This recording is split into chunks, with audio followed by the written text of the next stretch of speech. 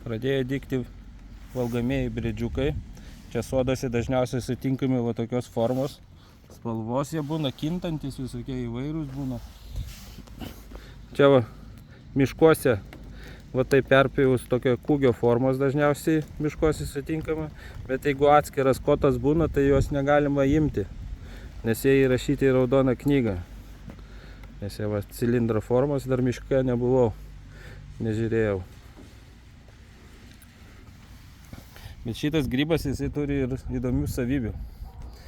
Labai gerai veikia regėjimą, juose esančios medžiagos tiesiog veikia akių lašiukus.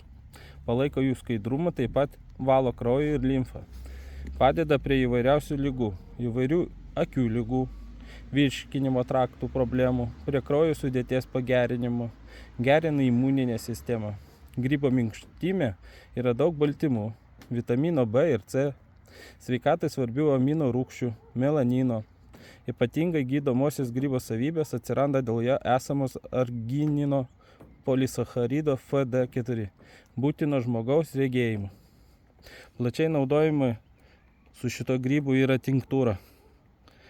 Greičiau užpilamas grybas alkoholinių gėrimų, palaikoma porą savaičių ir gerima apie 1 arbatinį šaukštelį.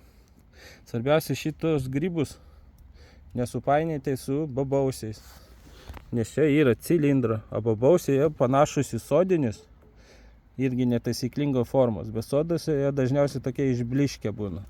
O bobausiai jau būna jie tokie rudi, tamsiai rūdų, šviesesni rūdi, kad nesupainioti su nuodingu grybu.